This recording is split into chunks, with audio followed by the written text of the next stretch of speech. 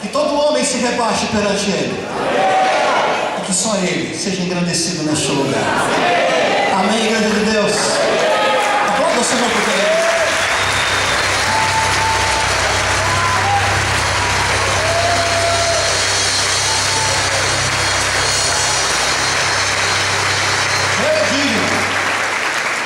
Pode sentar-se, por gentileza. Abra sua Bíblia no livro de Salmos, capítulo 3.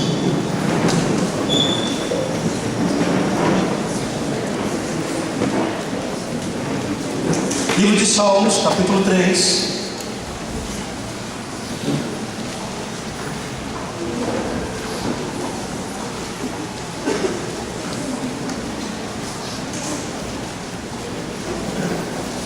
Diz assim a palavra de Deus: Senhor, muitos são os meus adversários, muitos se rebelam contra mim, são muitos os que dizem a meu respeito: Deus nunca o salvará. Mas tu, Senhor, és o escudo que me protege, és a minha glória, e me fazes andar de cabeça erguida. Ao Senhor clamo em alta voz, e do seu santo monte Ele me responde. Eu me deito e durmo, e torno a acordar, porque é o Senhor que me sustenta. Não me assustam os milhares que me cercam. Levanta-te, Senhor, salva-me, Deus meu. Quebra o queixo de todos os meus inimigos, arrebenta os dentes dos ímpios. Do Senhor vem o livramento. A tua bênção está sobre o teu povo. Pai, obrigado por esta oportunidade, por este privilégio de compartilhar a tua palavra. E neste momento eu oro na autoridade do teu nome. Eu repreendo neste momento todo espírito contrário, enviado para este lugar para nos fazer desentender a tua palavra. Qualquer proposta desinteligente na compreensão da tua palavra, nós repreendemos agora em nome do Senhor Jesus Cristo. Todo espírito enviado para roubar a tua palavra neste lugar, eu repreendo agora em nome do Senhor Jesus.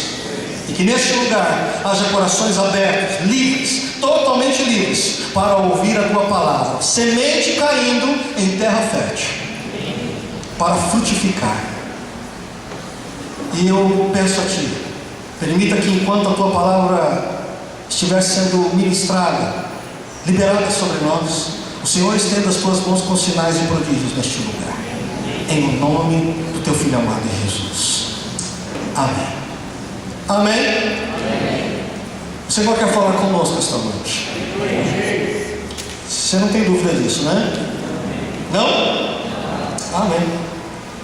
Coração aberto e ouvidos atentos àquilo que Ele quer falar hoje. Nesta ministração eu quero falar sobre dois extremos. Eu espero que você seja muito maduro e definitivamente com o coração muito aberto para aquilo que Deus vai ministrar a nós esta noite.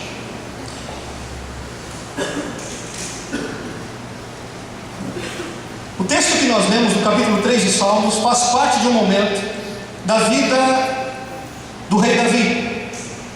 Um salmista que é extremamente citado nas escrituras sagradas. E esse salmo, ele é escrito por Davi num episódio de sua vida um tanto quanto interessante, numa literalmente trama tenebrosa. E acontece que a história começa mais ou menos em 2 Samuel capítulo 13. E depois eu quero que você leia com muita calma em sua casa 2 Samuel capítulo 13 até o capítulo 19. É uma história envolvente, interessante, porque aí há uma trama muito terrível. E se eu tiver que ressaltar uma palavra que marque essa trama na vida de Davi, essa palavra chama-se traição. A traição é uma marca que caminha com Davi, a sua casa e no seu reino. E tudo começa basicamente quando Amnon, filho de Davi, resolve intentar contra a virgindade de sua meia-irmã Tamar. Ou seja, está para haver uma espécie de estupro, literalmente, dentro da família de Davi, entre os seus filhos. De forma que Amnon, ele arma essa situação e ele intenta, porque ele simplesmente se apaixona por sua própria irmã, e ele quer literalmente tirar a virgindade de sua irmã, e ele a organiza de tal forma que ele consegue fazer isso. Engana ela pedindo pedindo para que ela faça alguns bolos e pães para ele, e ela leva esses bolos e pães até a tenda onde ele está deitado, se fingindo de doente ou precisando dessa comida, e de repente ele diz para ela que quer se deitar com ela, e ela diz: você é louco, você não sabe o que está por vir se você fizer isso.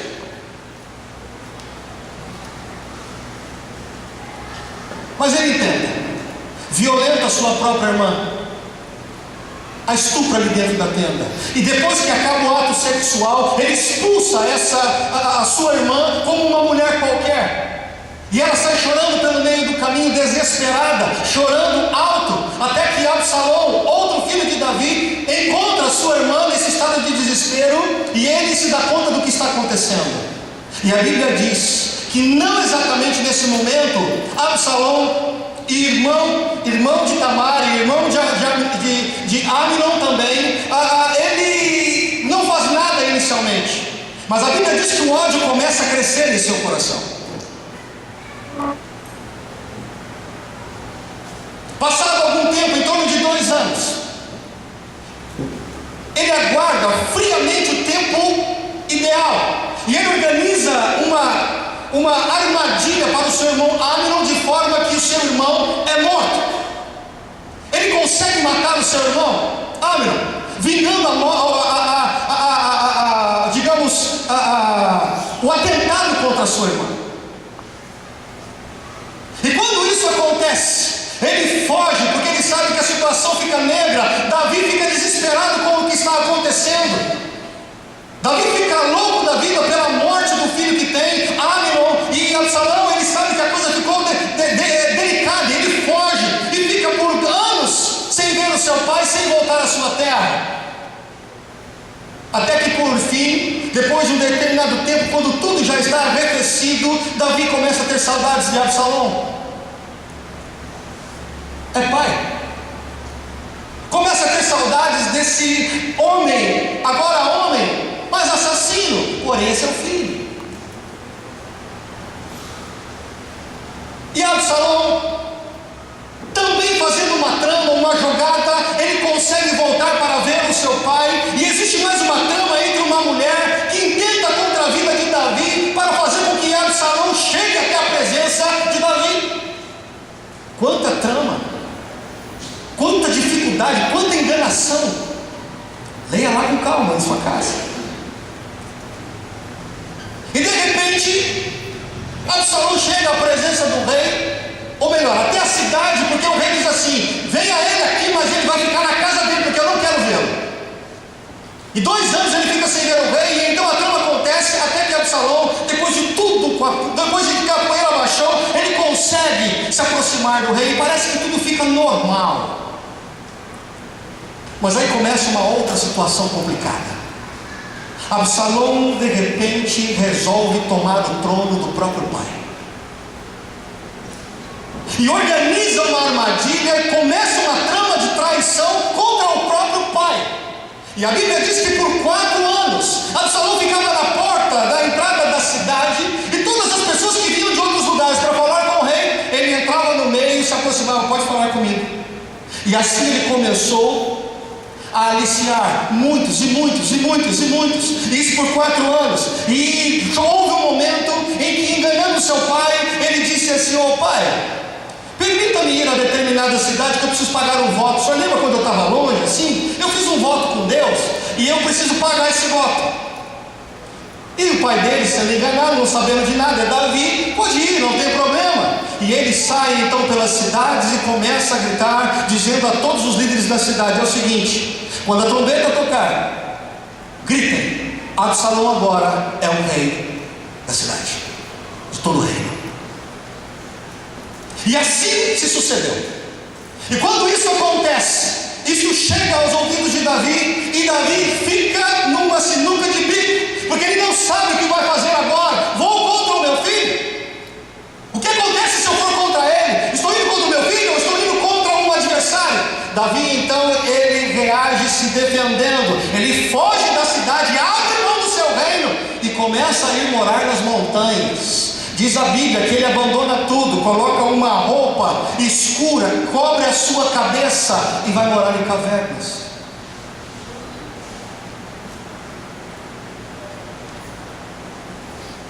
E é nesse contexto que Davi escreve este salmo. Você está aqui? Amém. Como já disse, a história tem uma trama delicada. Irmão traindo irmã, irmão traindo irmão, filho traindo o pai, conselheiro traindo o rei, general traindo o rei. E o próprio Davi reconhece durante a história que está ocorrendo que ele está recebendo as consequências do seu pecado cometido lá atrás. Que pecado foi esse?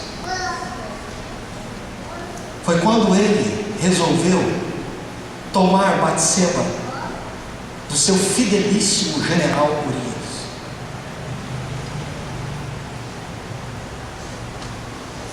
Podemos dizer com muita tranquilidade que o pecado de Davi o alcança aqui, neste momento.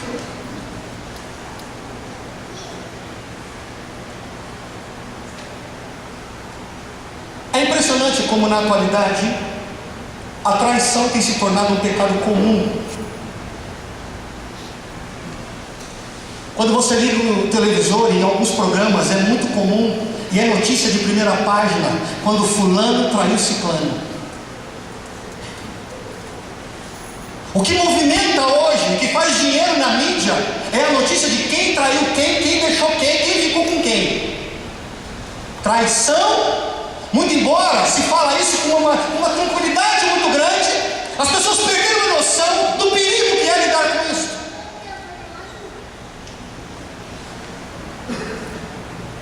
Sabe por que eu chamo isso de pecado? Porque o que está atrás, ou por trás da traição,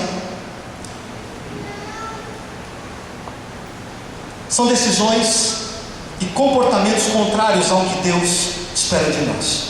A traição, para ser levada a cabo, ela tem que se valer de algumas posturas: obscuridade ou não transparência, disfarce, mentira, falsidade e poder de engano. Eu estou te dando algumas questões. Você está aqui ainda? Amém. O que o traidor não se dá conta é que ele está iniciando um ciclo em sua vida, e nas pessoas que ele engana, um processo de perdas, traumas, machucaduras, frustrações e, escute, até morte. E é aqui que a gente precisa abrir o olho, porque Deus não deixa isto passar. Deus, querido, é um Deus de alianças. E por ser um Deus de aliança, Ele prima por alianças. Numa aliança, eu preciso entender que a fidelidade é algo marcante e precisa ser parte do meu compromisso, enquanto me relaciono com Deus e com pessoas. Por isso Deus preza tanto a fidelidade, e por isso Deus vinga tanto as traições.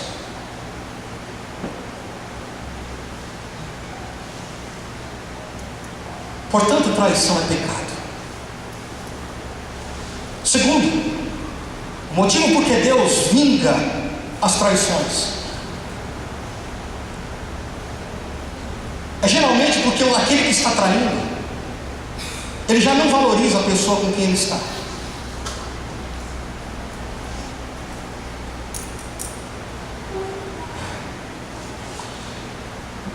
Geralmente, quando a pessoa que trai, ela já está se desfazendo da outra pessoa, ela já está expondo a outra pessoa, ela já está humilhando a outra pessoa, ela já está ridicularizando a outra pessoa, ela está abandonando a outra pessoa, ela está se distanciando da outra pessoa. E esse é o grande erro de um traidor, é achar que ele pode fazer tudo isso com uma pessoa e sair ileso.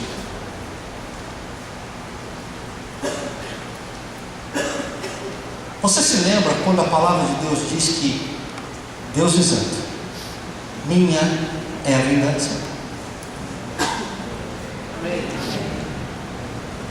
Então, para você não dizer que eu estou falando besteira, abre a sua Bíblia, Isaías capítulo 33, versículo 1. Diz assim: Ai de você, destruidor, que ainda não foi destruído. Ai de você, traidor, que não foi traído. Quando você acabar de destruir, será destruído. Quando acabar de trair, será traído. Está na sua e na minha Bíblia. Amém? Amém. Salmos, capítulo 25, versículo 3: nenhum dos que esperam em ti ficaram decepcionados, ou ficará decepcionado. Decepcionados ficarão aqueles que sem motivo agem traiçoeiramente. Provérbios capítulo 11, versículo 6: a justiça dos justos os livra, mas o desejo dos infiéis os aprisiona. Olhe para mim, por favor.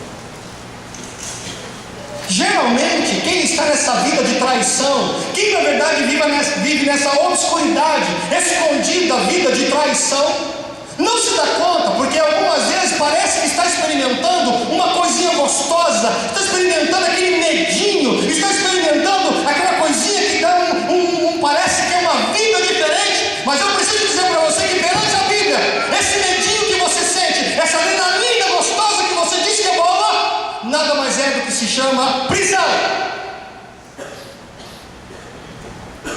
Eu vou ler de novo para você.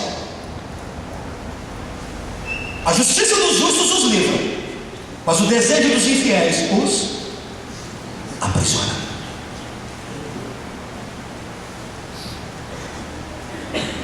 Provérbios 21, versículo 18 diz assim: o justo escapará do castigo de Deus, mas o perverso será castigado. O castigo não atingirá a pessoa sincera, mas cairá sobre a falsa.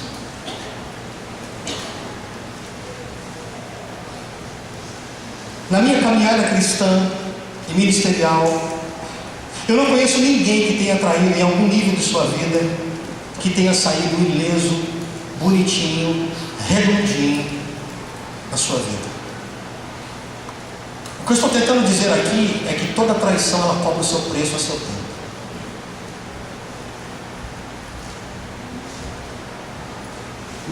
Se não nos arrependemos,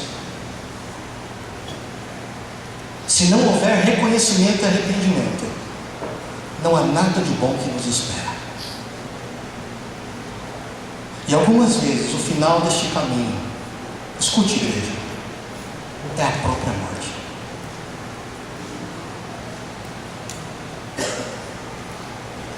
Esse é um momento tenebroso para Davi.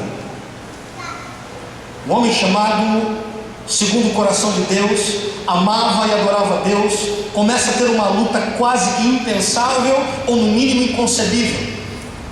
Está sendo perseguido pelo seu próprio filho, Absalão. Absalão, ele é o terceiro de 6 filhos de Davi.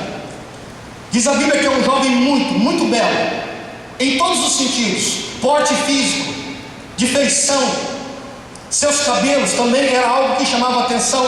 Ele tinha uma formosura física que chamava a atenção das pessoas. Diz a Bíblia que seu cabelo era tão grande que uma vez por ano, ao cortar, dava em torno de 2,3 kg de cabelo quando era cortado. Está na Bíblia.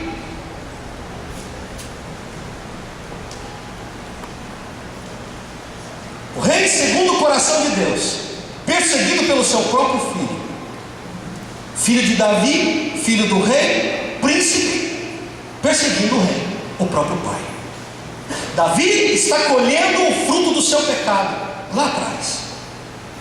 Davi tem uma família desequilibrada. Foi um ótimo guerreiro, um grande conquistador, uma referência para o povo judeu. Porém, um péssimo líder familiar. Ele não conseguiu conquistar a sua casa, não foi líder pleno na sua família, não conseguiu alcançar o respeito na intimidade da sua casa. E eu penso que uma das grandes frustrações de Davi, enquanto homem sobre esta terra, foi não ter conseguido conquistar e manter a sua própria família.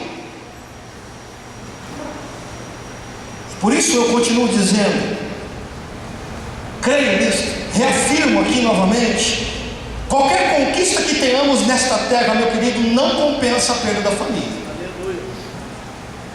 Você pode ser um bom empresário, um ótimo homem de negócios, você pode conseguir muitos bens sobre esta terra, você pode ser um ótimo ministro da palavra de Deus, você pode ter uma grande igreja, você pode ser um grande líder no reino de Deus, você pode ser um homem de fama, um homem extremamente influente, você pode ser alguém espetacular aos olhos de outras pessoas, mas se dentro da tua casa você ainda não foi o líder que a tua família precisa, você ainda está perdido. Não está fazendo a conquista que deveria. Nossa família, minha família, sua família é a primeira grande prioridade nesta terra. A segunda, enquanto existimos. Primeira prioridade. Segunda, família.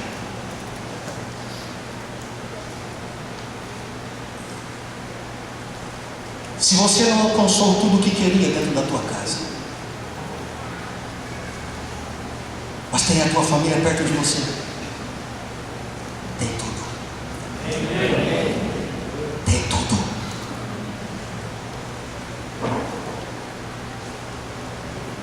Eu não sei quanto a você, mas quando eu não estou bem dentro da minha casa, as coisas aqui fora não fluem.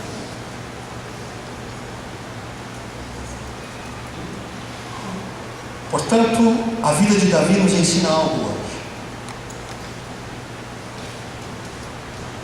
Aprenda a cuidar da tua casa. Amém? Versículo 1: Senhor, como se tem multiplicado os meus adversários, são muitos que se levantam contra mim, muitos dizem da minha alma, não há salvação para este aí, Deus. Eu quero arriscar aqui e imaginar o que se passava pela cabeça de Davi, como pai e rei, fugindo do príncipe filho. Imagine então quantas pessoas ao redor de Davi, talvez questionando a pessoa dele. Como é que pode um rei ter a marca de conquistador, o grande conquistador de Israel, agora está fugindo de um filho? Que incoerência!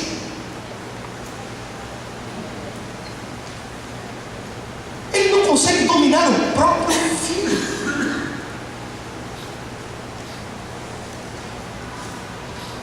Algumas vezes nós temos ideias erradas a respeito de pessoas que temos como espirituais.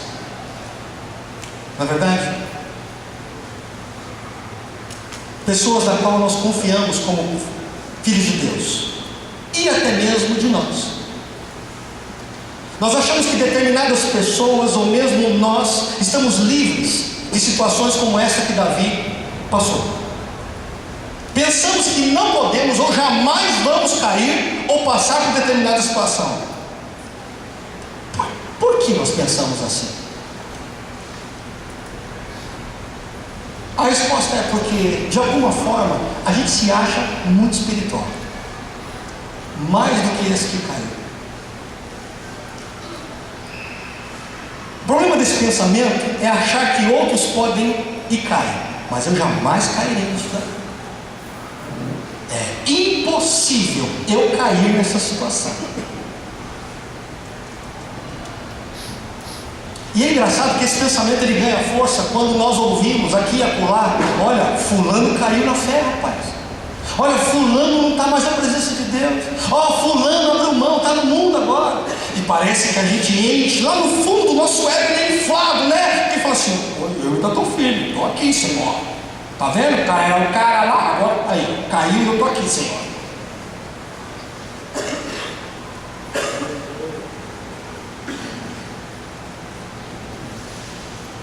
Situações como a que eu acabei de falar, de Davi, parecem nos dar razão para resolver com as próprias mãos, não é verdade?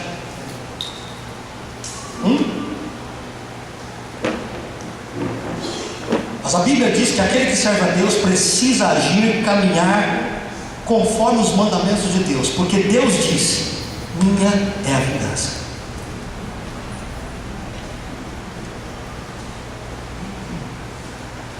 que uma das manifestações mais delicadas no corpo de Cristo hoje chama-se intolerância. Intolerância.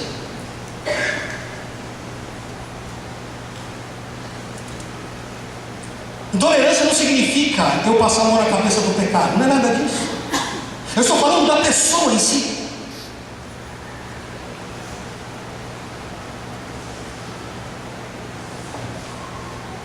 Eu estou falando da grande falta de graça que existe sobre nós hoje. Estou falando da grande falta de misericórdia que existe no meio do corpo de Cristo hoje.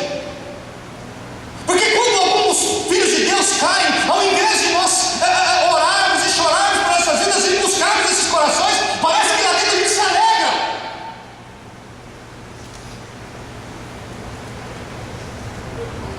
É isso mesmo, eu estou aqui denunciando que existe uma falta de solidariedade no meio do povo de Deus. E quero te alertar, se você tem esse pensamento, meu querido, cuide-se, porque você está a caminho da queda. Tire esse ar superior sobre o teu irmão.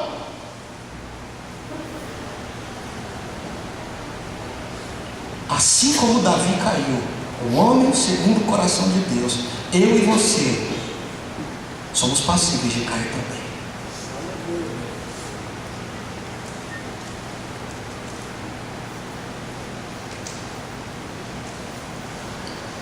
Portanto, aprenda a ter tolerância ao invés de acusar. Cale-se ao invés de julgar. Ame ao invés de menosprezar. Esse é o nosso papel como igreja. Amém? Versículo 3: mas tu, Senhor, és o meu escudo. Diga escudo. A minha glória e o que exaltas a minha cabeça. O homem que era rei gozava do conforto do palácio, dos privilégios do palácio, agora parece viver um pesadelo, fugindo pelas encostas do morro, vestido maltrapilho, descalço, chorando, cabeça coberta. Davi em estado frágil.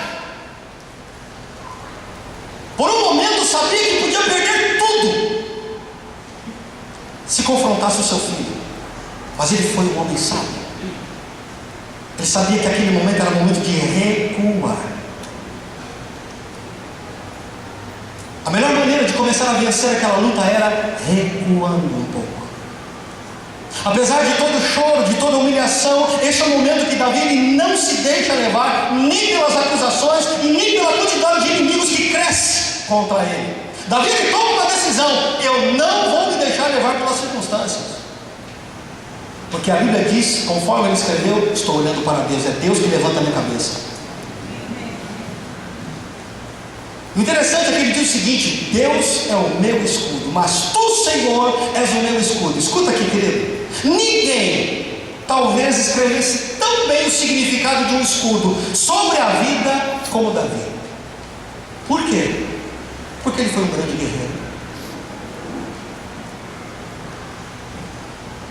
Ninguém sabia melhor o significado de um escudo no meio de uma guerra do que Davi. Quantas vezes Davi não foi salvo por causa de um escudo? Não é por acaso que ele escreve dizendo: Senhor, tu és o meu escudo.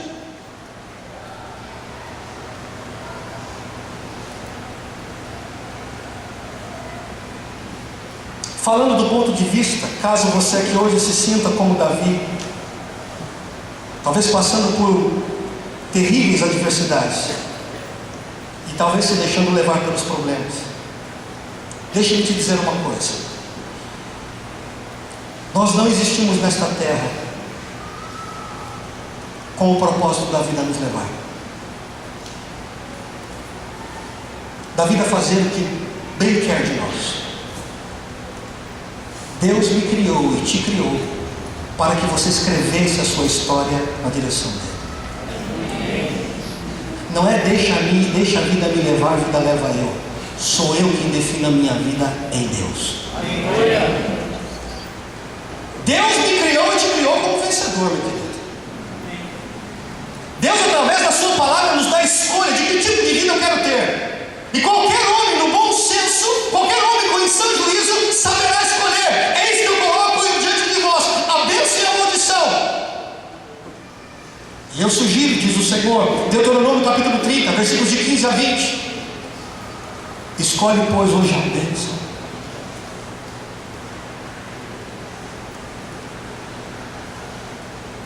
Amém?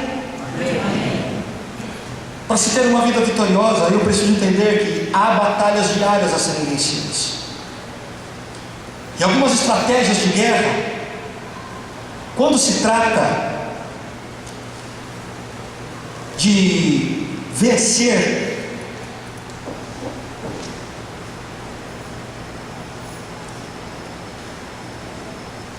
nem sempre o ataque é a melhor arma. Por muitas vezes, para se vencer, eu preciso aprender a me defender primeiro. Nem sempre nós estamos tão fortes e tão capazes a ponto de poder atacar o inimigo. Só que para isso eu preciso reconhecer. Por isso, algumas vezes o melhor ataque é a defesa. E vez por outra, você vai olhar a história e você vai encontrar Davi chorando, descalço, cabeça encoberta, pessoas que estão acusando a vida dele, ele está tomado de vergonha em parte, exposto e com a sensação possivelmente de uma derrota inevitável. Algumas vezes é a nossa situação. Sabe aquela situação em que a gente está brigando, está lutando, e você fala, Senhor, até quando vai isso? Senhor, até quando vão essas coisas? E aí a gente ora, a gente adora, e a gente lê a palavra de Deus, a gente jejua, e nada parece fazer diferença, e você luta e briga, e fala, Senhor, até quando essa canseira? Até quando esse desafio sobre a minha vida?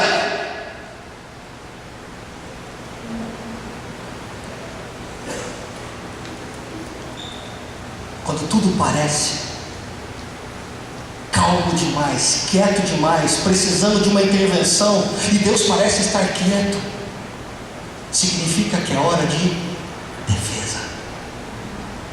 Significa que eu preciso do escudo. Olha para mim, igreja. Preciso guardar a minha vida.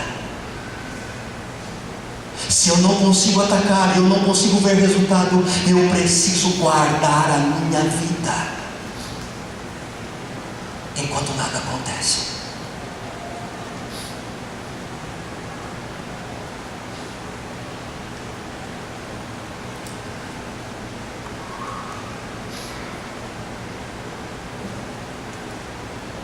O que você precisa entender é que, muito embora você ache que Deus não está fazendo nada, nada está acontecendo, olhe para mim, por favor. O mundo espiritual, os dardos inflamados estão certamente, continuamente, sobre a minha e a sua vida. Por isso, num lapso qualquer, que você diga assim, meu Deus, nada está acontecendo, e ao invés de você tomar a decisão de chutar o pau da barraca, é hora de se esconder em Deus. Não é hora de chutar o pau da barraca.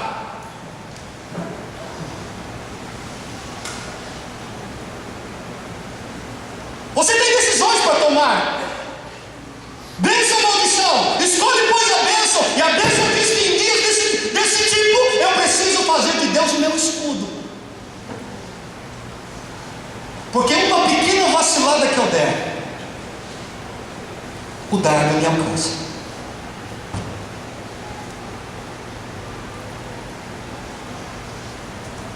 O Senhor é escudo para guardar a nossa mente de pensar besteira. O Senhor é meu escudo, é o nosso escudo de nos guardar de tentações. O Senhor é o meu escudo para me livrar de decisões erradas. O Senhor é o meu escudo para me dar a paciência necessária quando estou lidando com pressões. O Senhor é o meu escudo para lidar com situações extremas que, quando eu olho, eu digo, Senhor, eu não tenho condições de intervir. Esconda-se no Senhor e aguarde nele.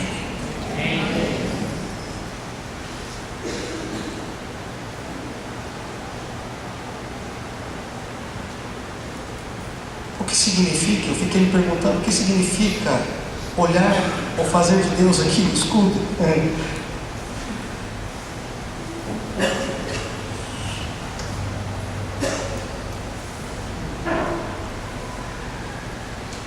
Olhar por escudo é literalmente, fazer de Deus o escudo é literalmente reconhecer a nossa fragilidade e dizer: Senhor, preciso de ajuda. Se eu não consigo atacar, Senhor, pelo menos me guarde. Se não é hora de atacar e ver alguma resposta, Senhor, por favor, cuida da minha vida, porque nesse momento eu não tenho condições de atacar.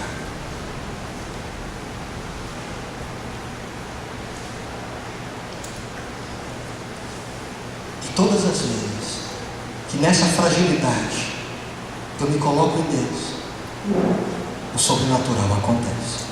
Aleluia. Versículo 4: com minha voz clamo ao Senhor, e Ele me responde do seu santo monte. Davi aqui ele mostra, versículo 4 eu acabei de ler, mostra reconhecimento e arrependimento do pecado, ao mesmo tempo em que ele está sendo guardado pelo escudo que é Deus. Apesar de toda dificuldade, ele não se aparta da presença de Deus. Sabe o que me chama a atenção? É que Davi, ele experimenta literalmente Deus como escudo.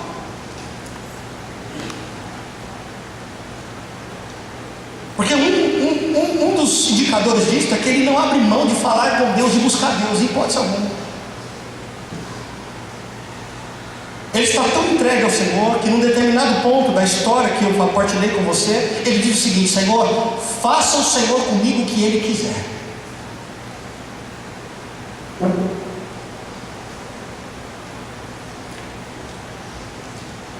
Deus como escudo não significa que eu vou ficar acuado num cantinho.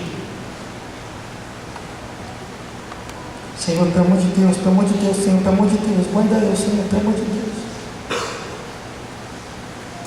Deus como escudo não significa estar acuado num canto. Deus como escudo significa que eu estarei buscando Ele até que Ele me responda.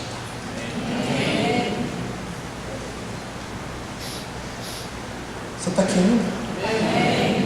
É?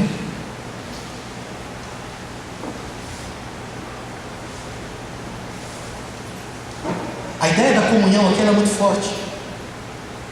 Davi não abre mão da comunhão com Deus. Não importa o que ocorra, no palácio ele adorava a Deus, e agora nesse estado deprimente, deplorável, menosprezado, ele busca Deus.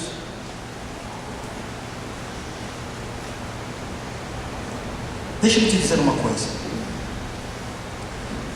ninguém sai para uma guerra sem treino. Eis o motivo porque precisamos tanto da intimidade com Deus. É na intimidade que conseguimos as estratégias e a visão antecipada do que o inimigo tem contra mim. Você está me ouvindo? Eu vou repetir isso para você.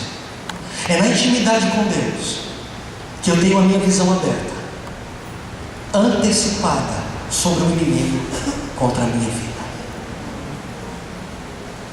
É na intimidade com Deus que eu tenho as estratégias de como Deus diz para mim: olha aqui, ei, dá uma volta ali, não passa por ali não. Ali tem oposição contra a tua vida. Ó, não anda com aquela pessoa ali não. Nesse momento ela não é o ideal para a tua vida. Olha, não faça isso. Ei, ande por esse caminho aqui, ó. Faça esse caminho. Esse é o ideal para você.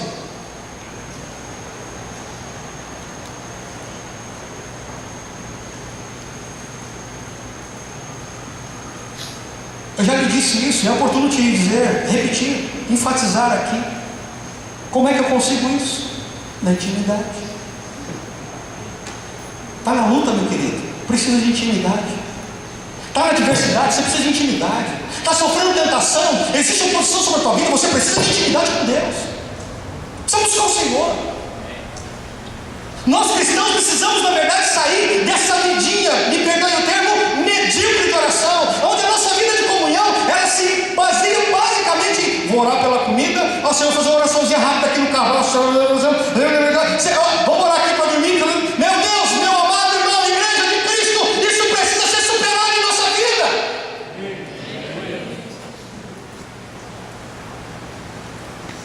Estamos falando de intimidade, de compromisso, de aliança. Tempo de guerra é tempo de estreitar laços com Deus, porque só Ele é a salvação. Só Ele.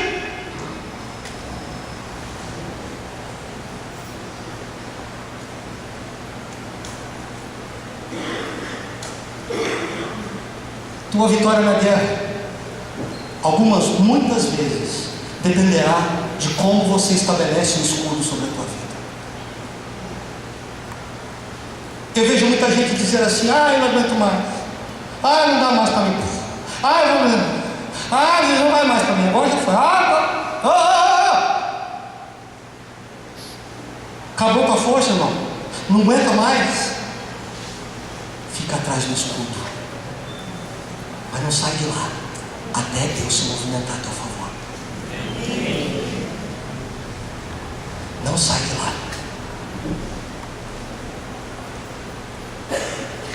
Chutar o pau da barraca não resolve a tua vida.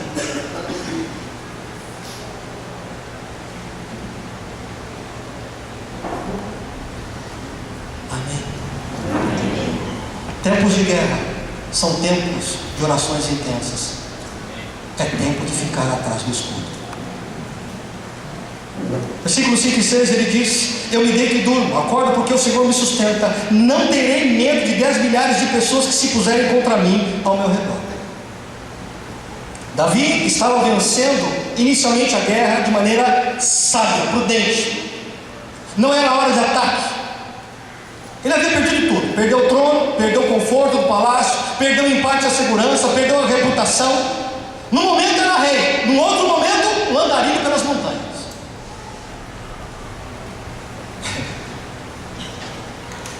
Irmão, olhe para mim, por favor. Não me responda, mas vou pedir gentileza de você pensar no que eu vou te propor.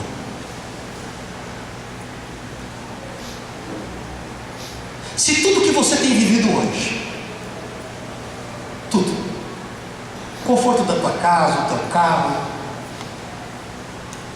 tranquilidade da sua saúde, suas boas finanças, ou pelo menos em ordem, se tudo isso virasse de cabeça para baixo hoje, sinceramente, qual seria a tua reação?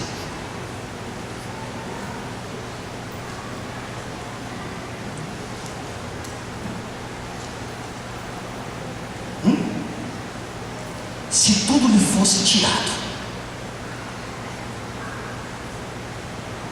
qual seria a tua reação?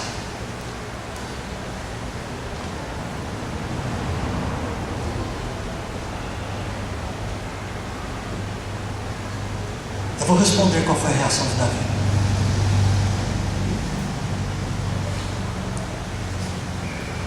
No alto das cavernas, vestido de trapo, com a cabeça coberta, ele dizia: eu me deito e durmo, acordo porque o Senhor me sustenta.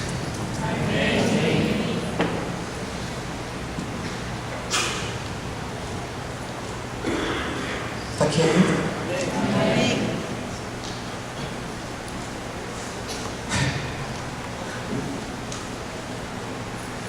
Davi não estava preocupado com o seu conforto.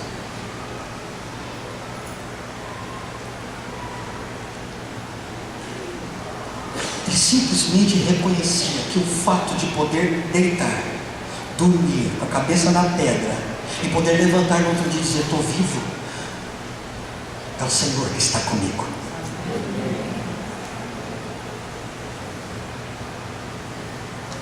Seria o nosso caso?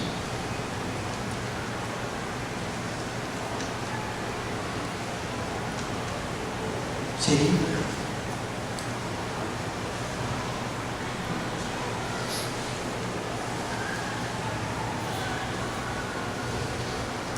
Você pode achar que Davi aqui, muito embora entregue nas mãos de Deus, querido, Ele estava assim, extremamente seguro. Não estava não. O versículo diz isso. Vou repetir para você. Eu me deito em turma, acordo porque o Senhor me sustenta. Amém? Olha o que ele diz. Não terei medo de 10 milhares de pessoas que se puserem contra mim ao meu redor. Quando Davi diz assim, eu não terei medo, é futuro.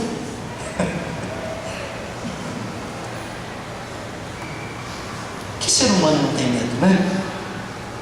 Todos nós temos medo.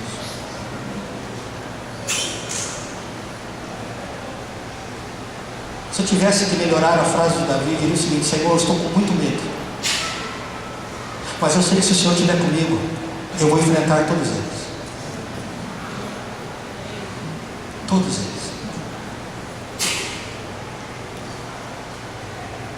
Estou cheio de medo, Pai. Mas na hora H eu sei que o Senhor vai ficar comigo. O Senhor vai ficar do meu lado. E não importa quanta gente vai ter contra mim, o Senhor vai ficar comigo. Eu sei que eu vou vencer todos eles.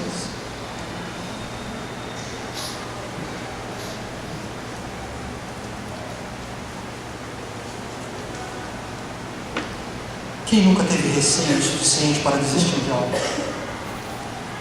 Talvez você esteja aqui hoje vivendo a situação de Davi. Ou porque o pecado está te alcançando. Ou porque você precisa enfrentar os teus medos.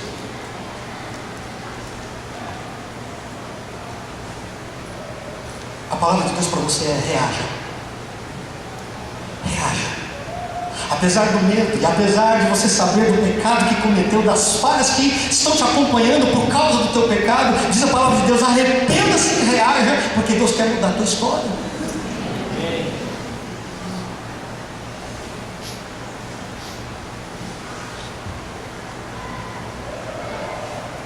Versículo 7 diz: levanta-te, ó Senhor, salva-me, ó Deus, fere no queixo a todos os meus inimigos, quebra os dentes dos ímpios. Ele pede para que Deus se levante. Muito embora Davi aqui peça para que seus inimigos sejam quebrados e mortos, olhe para mim, por favor, querido, não peça a morte dos seus inimigos, amém? Pode pedir de demônios, mas não de pessoas. Tá bom? Não? Amém, irmãos? Amém. Pelo amor de Deus, querido.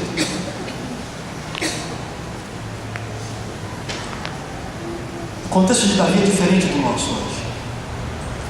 Viviam em profundas guerras, onde não matar significaria morrer. Por isso eu oro dessa forma. Hoje, querido, não é assim que oramos. Senhor, mata o meu chefe, aquele desgraçado. Entra com providência e torce o pescoço daquele desgramado. Senhor, Pai amado, leva a minha sogra. Oh, Mastercard, leva a minha sogra para chegar. Leva a minha sogra a achar a casa. Deus conhece a intenção do nosso coração, irmãos. Essa língua estranha está querendo que a sua sogra vá embora logo.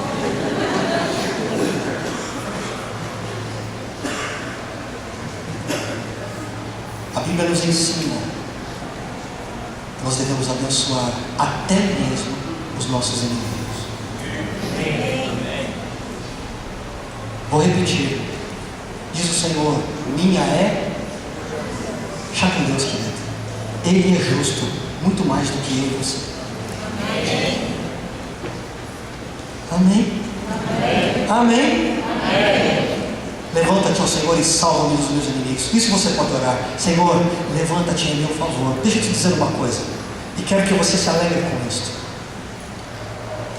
Quando oramos para que Deus se levante para vir travar as nossas guerras, pode ser que você não veja nenhum resultado imediato, como de fato, na maioria das vezes não acontece.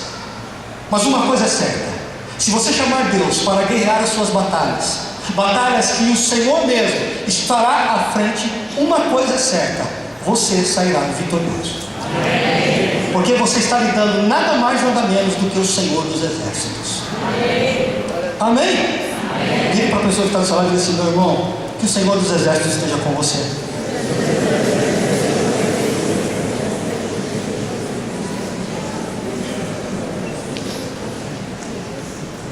Versículo 8. A salvação vem de quem? A salvação vem de quem? Sobre o teu povo seja a tua bênção. Deixa eu continuar um pouquinho a história com você. Absalão toma o reino de Davi. E o reino, além de tomado, lá está Absalão reinando e tudo mais, mas ele quer de qualquer forma matar Davi, o seu pai. E ele tenta de alguma forma e busca conselho de todas as formas, mas Davi sabiamente introduz um camarada, um espião lá no meio de Absalão e começa a conhecer os planos de Absalão, e ali começa a tramar a possibilidade de uma guerra que definitivamente aconteceu. E diz a Bíblia que houve grande matança. O que não faz as consequências de alguém que trai. Muita gente teve que morrer por causa da postura de Davi, mas ele reconheceu, diz a Bíblia: faça o Senhor de mim o que ele quiser, se eu tenho que pagar por isso, eis-me aqui, Senhor. E Davi se rebaixa perante Deus e até perante o povo, e a guerra ocorre. E porque Davi tem os planos antecipados do inimigo para ele consegue organizar o exército de forma que nessa batalha Davi mais uma vez sai vencedor. Porque o que você precisa entender é o seguinte: quando Davi saiu fugido, querido, ele não foi sozinho, ele foi com boa parte do seu exército da cidade que estava, e toda a cidade daquele lugar estava com Davi. Portanto, toda a cidade que Davi reinava foi com ele. Porém, todas as outras cidades do reino estavam contra Davi. Diz a Bíblia que o exército de Davi venceu o exército de Absalão.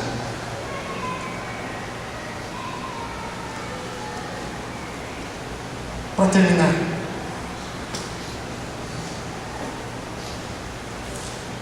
diz a história que no momento da guerra, Davi havia pedido para alguns soldados: por favor, mandei o meu filho Absalão vivo, me tragam ele vivo, por favor.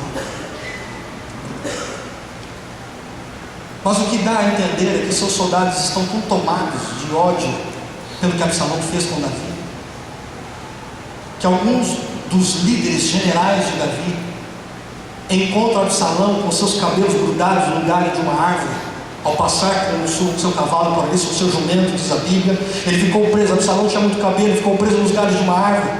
E ali foi a hora em que um dos seus líderes não pensou duas vezes e matou Absalão.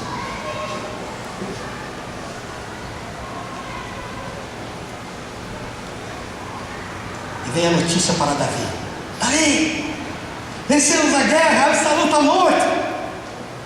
Qual foi a reação de Davi? Chorou a morte de seu filho. A Bíblia diz que ele ficou enlutado, em luto.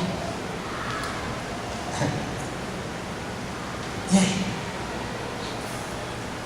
Um rei que preza o povo, ou um pai que preza o filho? Que dilema, né? Deve celebrar porque venceu a guerra, ou deve chorar a morte do filho? Olhe para mim. Olha para onde o pecado nos leva. Olha o que temos que enfrentar por causa do nosso pecado.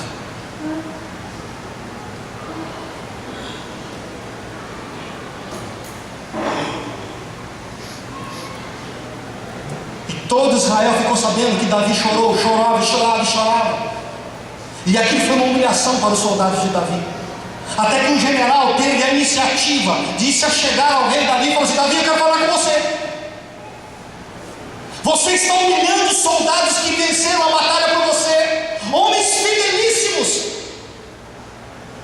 E esse homem que foi falar com Davi chama-se Joabe. E diz a Bíblia que Davi falou para ele: olha, vai embora para a tua terra, você não tem que ficar aqui comigo. Sabe o que ele disse? Joabe, esse que virou general, falou o seguinte: falou, olha, não importa onde você vai, Davi, com você eu vivo e eu morro. Que fidelidade, hein? E é esse mesmo homem que entra na presença de Davi, Davi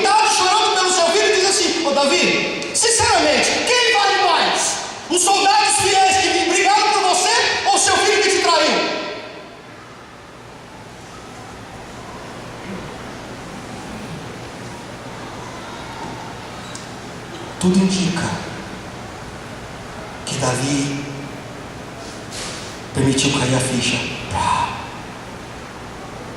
E ali ele se levantou e foi até a porta da cidade, onde todo mundo queria estar perto dele.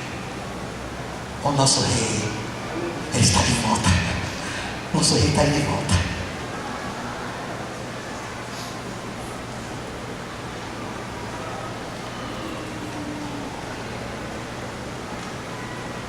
Que dilemas entramos em nossa vida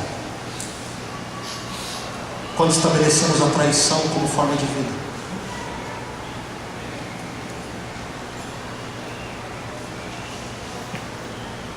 Eu quero despertar o teu coração aqui hoje como igreja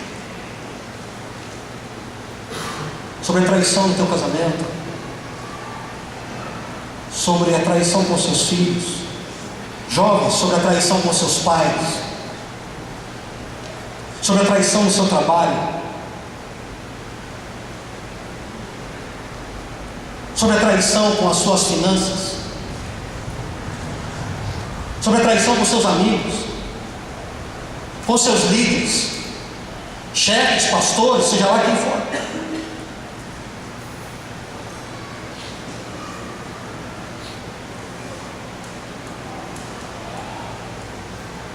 Não pense que isso vai ficar escondido por muito tempo. Virá à tona no momento certo. Você poderá esconder do jeito que você quiser, mas a seu tempo Deus fará, Deus dirá, traz a luz, e ninguém poderá mais esconder, nem mesmo você, nem eu, ninguém.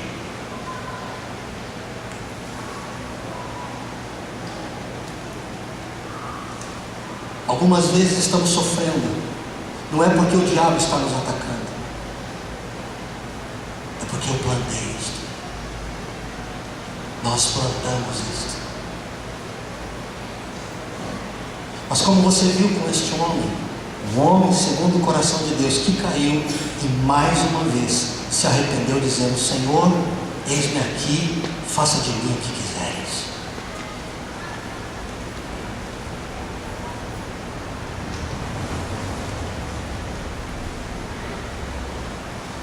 Curva sua cabeça por um instante e ainda me ouça. Por favor. Por onde a tua mente tem andado?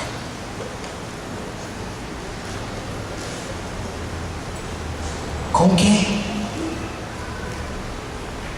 você tem andado? Os seus olhos estão sendo postos em quem ou onde? Onde?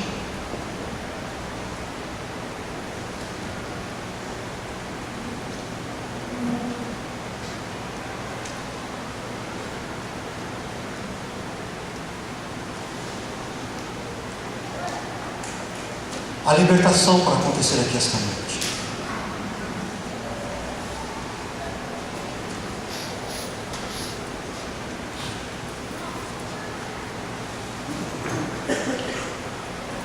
Fale com o Senhor no teu lugar.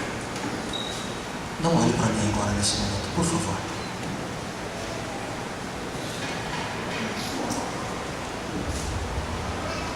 O Senhor me diz que há perdão para ser liberado aqui esta noite sobre você. Deus da segunda chance está aqui para te alcançar.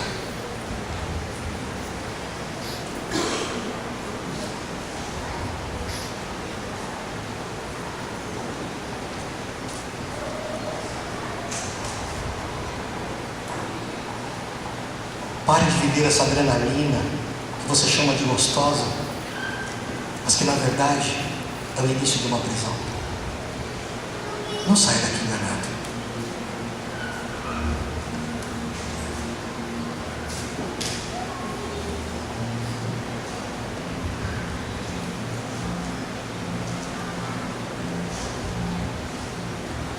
Prime, preze pelas alianças que você fez. Restaure-as. porque o Senhor quer restauradas em tua vida. Por mais que você me diga hoje, pastor, não tem mais jeito, meu casamento não tem mais jeito, minha relação com os meus pais não tem mais jeito, minha relação com os meus filhos, com o meu chefe, com os meus pastores, com a minha igreja, seja lá com quem for,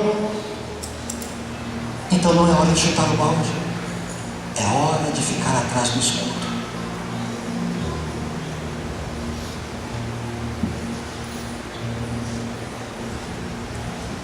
Clame e faça Deus o escudo da tua vida.